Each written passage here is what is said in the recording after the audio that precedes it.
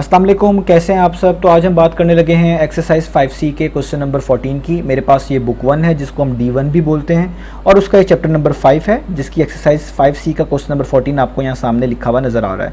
तो इस चैप्टर से रिलेटेड बहुत सा कंटेंट मैं अपलोड कर चुका हूँ। मैंने चैनल पर इसके नेम से, इस चैप्टर के नेम से सेपरेट प्लेलिस्ट बनाई हुई है। तो अगर आप इसके बाकी सोल्यूशन में इंटरेस्टेड हो तो मैं आपको लिंक डिस्क्रिप्शन में दे रहा हूँ, वो आप लिंक देख सकते हैं। इस लिंक के ज़रिए आप उस प्लेलिस्ट तक पहुँच जाएंगे जहाँ पर इस चैप्टर से रिलेटेड कंटेंट मौजूद है।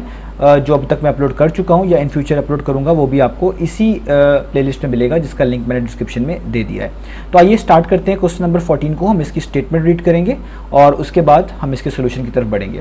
तो स्टेटमेंट में लिखा हुआ है the numerator of a fraction is 5 less than it's denominator. तो एक फ्रैक्शन है, फ्रैक्शन आप लोग समझते ही हैं, एक ऐसी चीज़ जिसका कुछ न्यूमरेटर होता है कुछ डिनोमिनेटर होता है। यानी न्यूमरेटर उस पार्ट को बोलते हैं जो फ्रैक्शन का अपर पार्ट होता है यानी लाइन के ऊपर लिखा होता है, और डिनोमिनेटर उसको बोलते हैं जो लाइन के नीचे लिखा होता है। तो एक फ्रैक्शन है जिसका न्यूमरेटर जो है उसके बारे में यहाँ पे बताया जा रहा है कि the numerator of a fraction is 5 less than it's denominator. तो इस फ्रैक्शन का जो न्यूमरेटर है वो 5 कम है, वो 5 लेस है। किससे? उसके डिनोमिनेटर से। अभी तक यहाँ तक बात हो गई। आगे चलते हैं। आगे कंडीशनल स्टेटमेंट है, इफ़ के साथ स्टार्ट हो रही है। लिखा हुआ है if 1 is added to the numerator and to the denominator. अगर हम 1 को ऐड कर दें, किसमें? न्यूमरेटर में भी यानी ऊपर वाले पार्ट में भी फ्रैक्शन के, एंड टू द डिनोमिनेटर और नीचे वाले पार्ट में भी फ्रैक्शन के। अगर हम ऊपर और नीचे वाले पार्ट में इसी फ्रैक्शन के जिसका जिक्र पहले सेंटेंस में हुआ है हम 1 ऐड कर दें तो जो न्यू फ्रैक्शन बनती है वो बन जाती है 2/3। यानी 1 ऐड अगर हम करें ऐसी फ्रैक्शन में जिसका न्यूमरेटर 5 कम है डिनोमिनेटर से, उसमें अगर हम न्यूमरेटर में और डिनोमिनेटर में 1 ऐड कर दें तो वो जो नई फ्रैक्शन बन के आती है वो बन के आती है 2/3। तो फाइंड द फ्रैक्शन। तो बताएं ये फ्रैक्शन क्या होगी। अब ये फ्रैक्शन का जो जिक्र हुआ है ये मैं अभी आपको समझाऊंगा। जब सोल्यूशन की तरफ आएंगे आपको समझ आएगा कि किस फ्रैक्शन की बात करी जा रही है। तो अभी हम यहाँ पे इसको करने लगे। तो सबसे पहले जो इंपॉर्टेंट बात है वो ये है कि आपने ये चीज़ समझनी है कि जिस चीज़ का रिलेशन जिस चीज़ के साथ बनाया जा रहा होता है वो समझें। तो सबसे पहले आप देखिए न्यूमरेटर का जो रिलेशन बनाया गया है वो बनाया गया है डिनोमिनेटर के साथ। हमें क्वेश्चन में बताया गया है कि जो न्यूमरेटर है फ्रैक्शन का वो 5 कम है, किससे? डिनोमिनेटर से। तो अक्सर ऐसे क्वेश्चन में जिस चीज़ के साथ सब चीज़ों को रिलेट किया जा रहा होता है हम उसी को फर्ज करते हैं, उसी को लेट कर लेते हैं। तो क्योंकि यहाँ पे न्यूमरेटर को रिलेट किया गया डिनोमिनेटर के साथ तो हम यहाँ पे डिनोमिनेटर को खुद से सपोज कर लेंगे, खुद से लेट कर लेंगे। तो मैं यहाँ पे सोल्यूशन स्टार्ट करने जा रहा हूँ। मैं लिखूँगा let the denominator of a fraction be x. तो मैंने खुद से सपोज कर लिया, खुद से लेट कर लिया कि जो ये फ्रैक्शन बनेगी उसका जो डिनोमिनेटर होगा ना वो क्या होगा? वो कोई x होगा। अब x कुछ भी हो सकता है, कोई भी नंबर हो सकता है फ़िलहाल।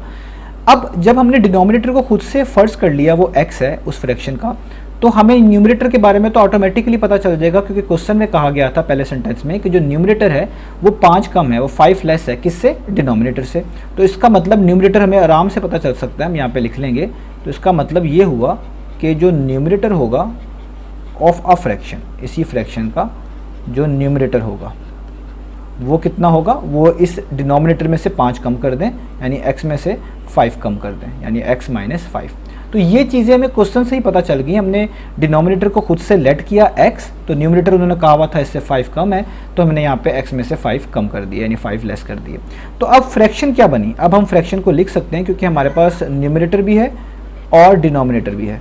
तो फ्रैक्शन बनेगी, न्यूमरेटर आपके पास गिवन है वो है x - 5, तो ऊपर आप लिखेंगे x - 5 और डिनोमिनेटर क्या बनेगा? वो बनेगा x। तो मैं इसको ज़रा और बेहतर तरीके से लिख लेता हूँ। तो न्यूमरेटर हमारे पास बनेगा x - 5 और डिनोमिनेटर हमारे पास बनेगा x। अब यहाँ तक कर लिया। अब ये वो फ्रैक्शन है जो कि हमने फाइंड करके दिखानी है। इसका नाम मैं इक्वेशन नंबर 1 रख रहा हूँ, यानी इसका नाम रख दिया मैंने। तो ये वो फ्रैक्शन है जो आपने फाइंड करके दिखानी है। इस फ्रैक्शन की यहाँ पे बात हुई है फाइंड दी फ्रैक्शन। अब आगे क्या करना है, इसको सॉल्व किस तरह करना है, तो वो हमें कंडीशनल स्टेटमेंट मदद करेगी।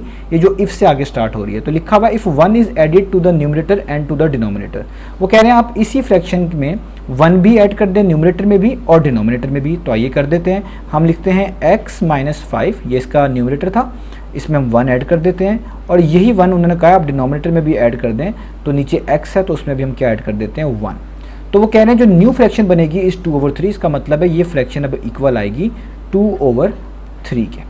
अब यहाँ से हमने x की वैल्यूज़ निकाल लेनी है इस इक्वेशन को सॉल्व करके और इस इक्वेशन नंबर 1 में पुट कर देनी है, तो हमारा जो क्वेश्चन है वो यहाँ पे सॉल्व हो जाएगा। तो अब इसको हम सॉल्व कर लेते हैं, बहुत इजी बन गया अब ये। तो ये आप देख सकते हैं -5 + 1, प्लस माइनस माइनस होता है, यानी आपको माइनस करना है, 5 में से 1 माइनस कर दें तो आपके पास आएगा 4, और साइन बड़ी वैल्यू का यूज़ करते हैं, 5 बड़ी वैल्यू है, उसके पीछे माइनस है तो यहाँ पे माइनस लगेगा, और ये वाला x तो आपको वैसे ही उतारना पड़ेगा। तो ये हो जाएगा x - 4।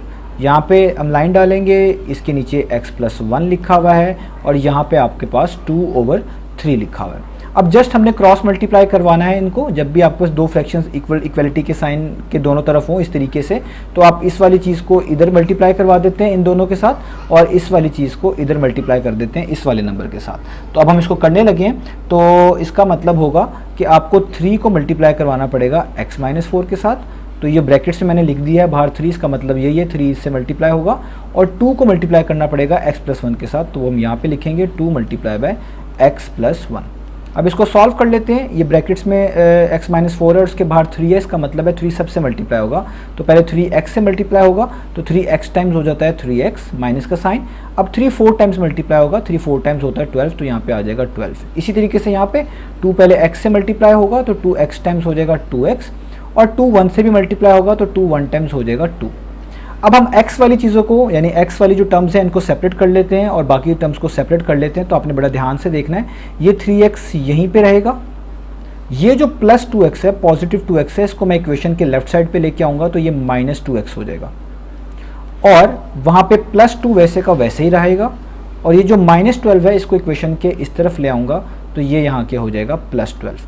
अब आप इस चीज़ को ऐसे भी कर सकते हैं कि पहले स्टेप में इक्वेशन के दोनों साइड पे 2x माइनस करवा दें तो वो इस तरह की चीज़ बन जाएगी, और अगले स्टेप में दोनों साइड पे इक्वेशन के आप 12 को ऐड करवा दें, तो आपको फाइनल स्टेप यही मिलेगा जो यहाँ मैं लिख चुका हूँ। अब 3 में से 2 माइनस कर रहे हैं तो सिंपल 1x आएगा। आप 1x लिख लें या जस्ट x लिख लें, दोनों चीज़ एक जैसी हैं। और यहाँ पे आपके पास आएगा 2 + 12, तो 2 + 12 कितना होता है, वो होता है 14। इसका मतलब आपने x का आंसर तो निकाल लिया, वो कितना आ गया 14। अब ये x का आंसर हमें मदद करेगा हमारी फ्रैक्शन को लिखने में। तो मैंने ऊपर फ्रैक्शन लिखी हुई है, वही मैं यहाँ पे दोबारा कोट कर रहा हूँ। तो फ्रैक्शन क्या थी हमारी, जो चीज़ हमने फाइंड भी करनी थी, तो फ्रैक्शन हमारी ये थी, हमारे पास जो न्यूमरेटर था वो था x - 5, ये मैंने ऊपर लिखी हुई है, और डिनोमिनेटर था वो था x, और इसी का नाम मैंने आपको याद होगा इक्वेशन नंबर 1 दिया हुआ था। अब जस्ट आपने जो x की वैल्यू है इसमें पुट कर देनी है, तो x की वैल्यू यहाँ पे हो जाएगी 14, और -5 वैसे ही रहेगा, और नीचे तो वैसे ही आपके पास x है तो x की जगह पर उसकी वैल्यू यानी 14 आ जाएगी। तो 14 में से आपको 5 माइनस करना है, तो 14 में से 5 माइनस करें आपके पास 9 आएगा, और नीचे आपके पास 14 वैसे का वैसे ही रहेगा। तो ये फर्दर सॉल्व नहीं हो सकता, 9/14 को आप फर्दर सिंप्लीफाई नहीं कर सकते, इसमें कोई भी चीज़ कॉमन नहीं है जिससे हम इसकी कटिंग एटसेट्रा करें। तो इसका मतलब है यही इसका फाइनल आंसर है, यानी जो रिक्वायर्ड फ्रैक्शन थी जो हमने निकाल कर दिखानी थी वो है 9/14। तो यही हमारे पास इसका फाइनल आंसर है। तो ये था इसका क्वेश्चन नंबर 14।